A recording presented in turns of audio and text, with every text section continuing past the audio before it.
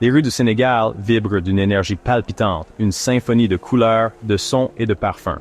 Dans ce pays d'Afrique de l'Ouest, l'islam et le christianisme coexistent, intimement liés au tissu social. L'année 2025 a offert une occasion unique de dialogue interreligieux. Le carême et le ramadan ont coïncidé, leur rythme sacré s'entremêlant dans un espace commun de dévotion.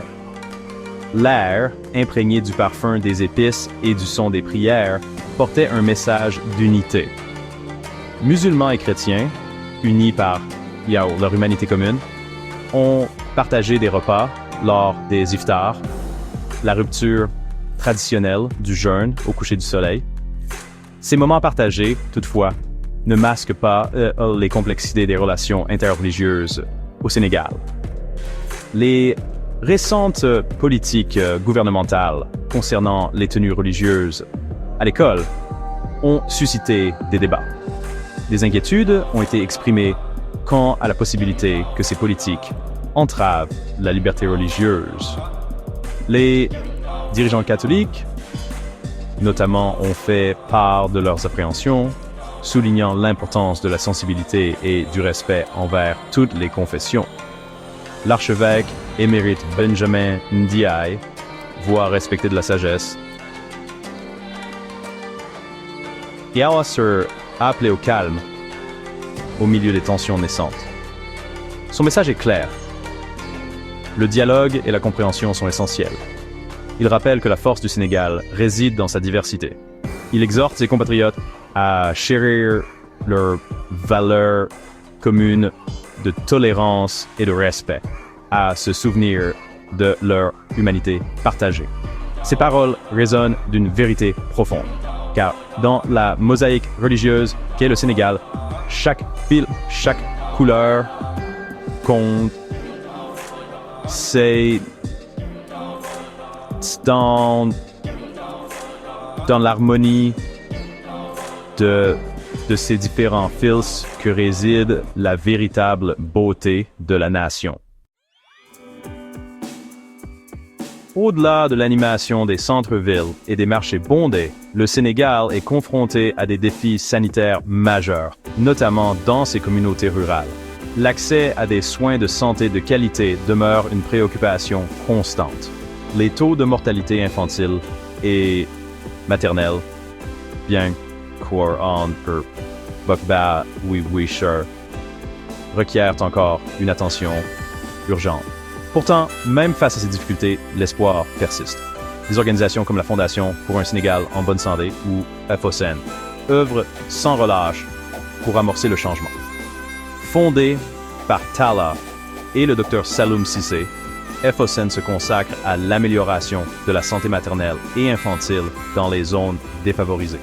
Leur approche est globale, s'attaquant non seulement aux aspects physiques, mais aussi aux déterminants sociaux de la santé. Ils forment des agents de santé locaux, autonomisent les femmes et sensibilisent aux enjeux sanitaires cruciaux. Leurs efforts portent leurs fruits. Lors d'une interview sincère pour le podcast First State Insights en juillet 2024, les Cissé ont partagé leur parcours et les obstacles rencontrés. Le financement reste un défi permanent, ont-ils reconnu. Mais leur passion pour leur travail, leur foi inébranlable en un avenir meilleur pour les mères et les enfants du Sénégal est palpable. Ils ont souligné l'importance de l'engagement communautaire, la nécessité d'écouter ceux qu'ils servent. Leur histoire témoigne du pouvoir, du dévouement, du potentiel transformateur des moindres gestes de bonté, amplifiés par un engagement indéfectible. L'éducation, pilier du progrès, occupe une place centrale dans la marche du Sénégal vers le développement. Conscient du pouvoir de l'apprentissage interculturel, le Sénégal a ouvert ses portes au monde, embrassant les opportunités d'échange et de collaboration. En mars 2025, un groupe d'étudiants et de professeurs du Swarthmore College a entrepris un voyage d'études exceptionnel à Dakar et Saint-Louis. Leur mission? S'immerger au cœur du Sénégal, apprendre de ses habitants, de son histoire, de ses défis et de ses victoires. Leur itinéraire était une véritable mosaïque d'expériences. Ils ont parcouru les couloirs de l'histoire, visitant des lieux chargés de mémoire, témoins du passé du Sénégal, de sa lutte pour l'indépendance, de son cheminement en tant que nation. Ils ont participé à des discussions stimulantes avec des universitaires et des responsables communautaires locaux, obtenant des éclairages sur les complexités de la gouvernance post-coloniale, l'impact du changement climatique et le fossé croissant entre riches et pauvres. Mais les expériences les plus marquantes ont sans doute été celles qui ont dépassé les murs des salles de classe et des amphithéâtres. Les étudiants ont échangé avec leurs homologues sénégalais, nouant des amitiés qui ont relié continent et culture.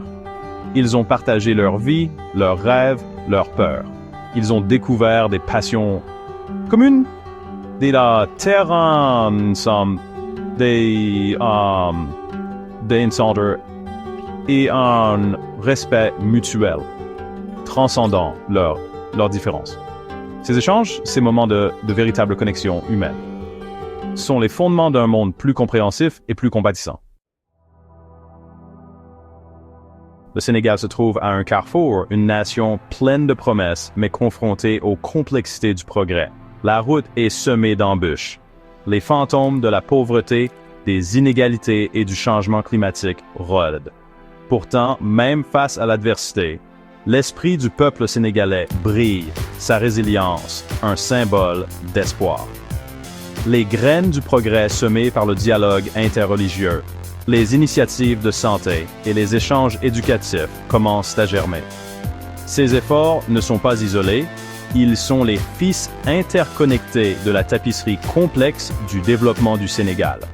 Ils incarnent une approche globale du progrès, reconnaissant qu'un véritable changement nécessite d'aborder les enjeux sociaux sur plusieurs fronts.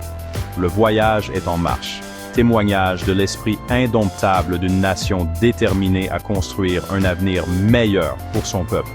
L'histoire du Sénégal nous rappelle que le progrès n'est pas une destination, mais un cheminement continu, une œuvre collective qui exige patience, persévérance et une foi inébranlable en la force des liens humains.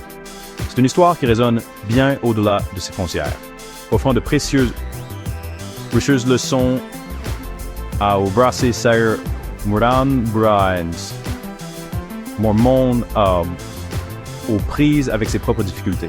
Car au cœur du Sénégal, nous trouvons une étincelle d'espoir, un témoignage de la force durable de l'esprit humain et de sa capacité de résilience, d'innovation et de compassion.